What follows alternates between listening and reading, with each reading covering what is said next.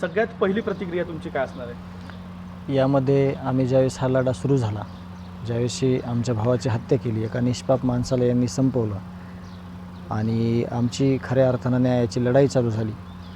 आम्हाला कुठले अनुभव नव्हते. आम्ही एका कुटुंबात, गरीब कुटुंबात किंवा जे आमचं गाव आहे सगळं एकोप्यानं राहणारं, एका सर्वसामान्य जनमानसात राहणारं आमचं कुटुंब होतं. आणि न्याय कसा घ्यायचा, तर कशाप्रकारे यांनी ही गुन्हेगारी वाढवलेली होती, कशाप्रकारे ह्यांचे पाळंमुळं सगळीकडे पसरलेले होते.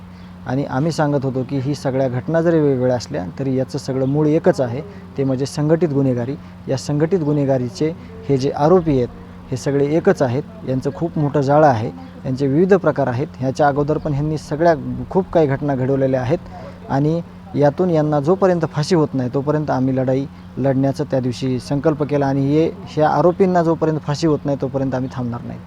तरी पूर्ण होताना दिसते. मी समाधानाचं ह्याच्या अगोदर पण बोललो आहे. तुम्ही मला SIT आणि CIDच्या तपासासंदर्भात वारंवार विचारत होतात की तुम्हाला काय वाटतंय, तुमचं समाधान आहे का? तर मी तुम्हाला एक प्रामुख्यानं गोष्ट बोलत होतो की CID आणि SITचे अधिकारी आहेत, त्यांना आम्ही विनंती केलेली आहे, त्यांना आम्ही वेळोवेळी भेटत आहोत की हा तपास निपक्षपातीपणे झाला पाहिजे आणि या आरोपींना फाशी झाली पाहिजे.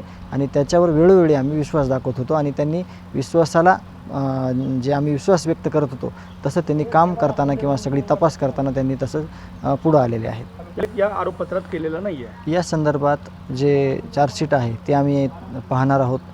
परत CID आणि SITच्या अधिकाऱ्यांसोबत चर्चा करणार आहोत आणि मग त्यातून आपल्याला कळेल की नेमकं ह्याच्यामध्ये तपासामध्ये कशाप्रकारे काय पुढे येतं ते. आता पुढचा अत्यंत संयमाने, एकदम चांगल्या मार्गाने, संवेदनशील मार्गाने, मग त्या पातळीला कुठल्या पण जायची गरज पडली तरी आम्ही जाऊ आणि हा लढा नक्कीच जिंकू आणि जी भावाची हत्या झाली त्याच्या हत्याराला नक्कीच फाशी शिक्षा देऊ. आता हे सुरू झालं आहे. आता चार्जशीटची सगळी वकील साहेबांकडून आम्हाला थोडं बसून त्यांच्यासोबत चर्चा करावी लागेल. त्याच्यामध्ये आपल्याला पुढं कसं चालायचं आहे, कसा लढा लढायचा आहे या संदर्भात आम्ही त्यांचं मार्गदर्शन घेणार आहोत. आणि त्या मार्गदर्शनाने सगळ्यांना सोबत घेऊन या लढ्यामध्ये सुरुवातीच्या दिवसापासून मनोजदादा आणि इथं ज्यावेळेस FIR घ्यायला सांगितला तोपर्यंत FIR देखील कोणी घ्यायला तयार नव्हतं.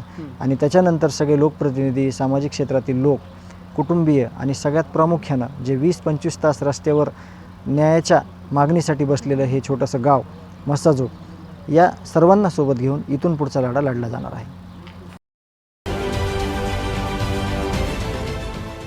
देश विदेशातील प्रत्येक घडामोडींचे लाईव्ह अपडेट मिळवण्यासाठी आता साम टीव्हीच्या सर्व सोशल मीडिया प्लॅटफॉर्मला लाईक, फॉलो आणि सबस्क्राईब करा.